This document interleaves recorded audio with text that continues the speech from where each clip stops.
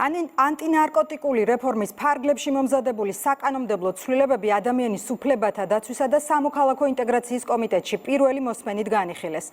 პროექტის მიხედვით კანონი მკაცრი იქნება ნარკორეალიზატორების მიმართ. გარდა ამისა, ცვლილება ეხება ნარკოლოგიური შემოწმების რეგულაციას. ხელისუფლება ანტინარკოტიკული რეფორმის მიზანს კიდევ ერთხელ განმარტავს, ამბობენ, რომ ნარკოდანაშაულთან ბრძოლის პროცესში ასევე მოქალაქეების დაცვისთვის ეფექტიანი ზომებია მისაღები. ნინო არღულიანი საკომიტეტო განხილვის დეტალებით.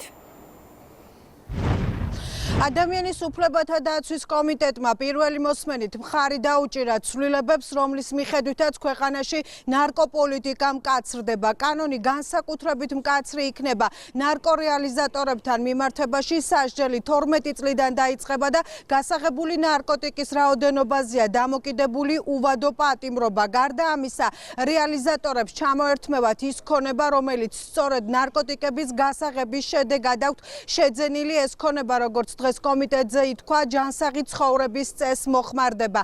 გარდა ამისა, ცვლილებები ადმინისტრაციულ სამართალდარღვევათა კოდექსშიც თუ პირს არ ექნება სურვილი ნარკოტესტი საპატრულო პოლიციის ეკიპაჟის დახმარებით ჩაიტაროს, ასეთ შემთხვევაში მას ენიჭება უარის თქმის უფლება, თუმცა 8 საათში თავად უნდა ჩაიტაროს ასეთი ტესტი, 24 საათში კი შესაბამისი დოკუმენტი წარადგინოს. წინააღმდეგ შემთხვევაში მას 3 წლით ჩამოერთმევა მართვის მოწმობა, ასევე მასზე გავრცელდება ჯარიმა და ასევე ამ შემთხვევაში კანონი ადმინისტრაციულ პატიმრობასაც ითვალისწინებს.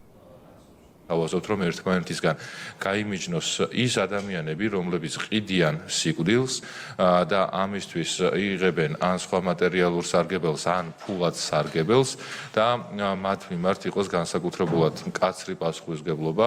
შესაბამისად, მცირე ოდენობისთვის პასუხისმგებლობა დაიწყება 12 წლიდან, იქნება პატიმრობა გათვალისწინებული 12 წლიდან 20 წლამდე ან უვადო. დიდი ოდენობასთან დაკავშირებით 14 წლიდან 20 წლამდე ან უვადო პატიმრობა, ხოლო განსაკუთრებით დიდი ოდენობის შემთხვევაში 16 წლიდან 20 წლამდე ან უვადო პატიმრობა. თუ ადამიანი არის ზემოქმედების ქვეშ და მას ვიზუალურად ეს ეთყობა და თუ მაგალითად არსებობს საკმარისი შესაძლებლობა იმისა, რომ პოლიციას გაუჩნდეს მისი გადამოწმების საშუალებას, თავაზობს ორ ვერსიას, ან პოლიციელთან ერთად თვითონ წავიდეს პოლიციელი დაეხმარება და გადაიყვანს მას შესაბამის ტესტირების დაწესებულებაში, სადაც ჩაიტარებს ტესტს, ან მეორე არ გაყვება პოლიციელს, თვითონ ექნება 8 საათი იმისათვის, რომ ჩაიტაროს ტესტირება და 24 საათის განმავლობაში შესაბამისი დასკვნა წარუდგინოს სამართალდამცავ ორგანოს. ნარკომომხმარებლის შემთხვევაში ჯაჟარიმება იქნება 500-დან 2000 ლარამდე, ან ადმინისტრაციული პატიმრობა 60 დღემდე ვადით. და რაც მნიშვნელოვანია, განსხვავებით კანონის მოქმედი რედაქციისგან, იმ შემთხვევაში თუ ადამიანი არის ნარკომომხმარებელი, მას 3 წლის ვადით შეეზღუდება მართვის მოწმობით სარგებლობა, ხოლო 5 წლის ვადით საჯარო სამსახურში დასაქმება, პედაგოგიური საქმიანობა, ასევე იარაღთან დაკავშირებული სხვა უფლებები. მექანიზმი იხვეწება, რომლის მიხედვითაც შესაძლებელი იქნება, რომ ნარკოტიკებით მოვაჭრეს, ასევე მის ხელშემწყობს დასუსტება ოჯახის წევრების ჩამონათვალი.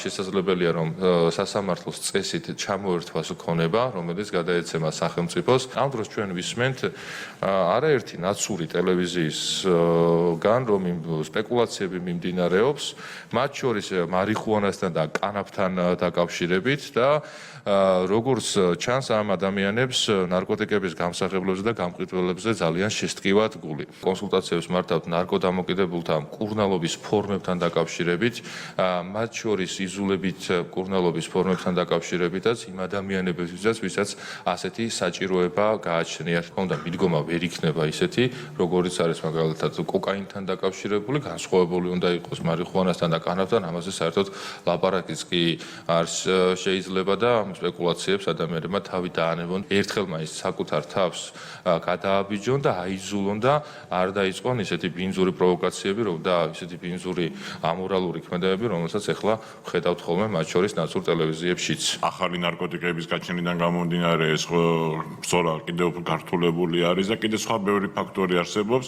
მით უმეტეს ჩვენს ქვეყანასთან დაკავშირებით, სადაც წლების მანძილზე გარედან ხელოვნურად იყო თავს მოხეული ლიბერალური ნარკოპოლიტიკა, რომელმაც ეს პრობლემა კიდევ უფრო მეტად გაამწვავა და კიდევ უფრო მეტ ოჯახს შეეხო ჩვენს ქვეყანაში ნეგატიურად, ვიდრე საპირისპიროდ მოხდებოდა და როგორც ჩანს გარედან მოხევის მიზანი სწორედ ესეც იყო, რომ ნარკოდანაშაულის და პრობლემის მეტი სიმწვავე, მეტ ადამიანს შეხებოდა და მეტ ოჯახს შეხებოდა საქართველოში.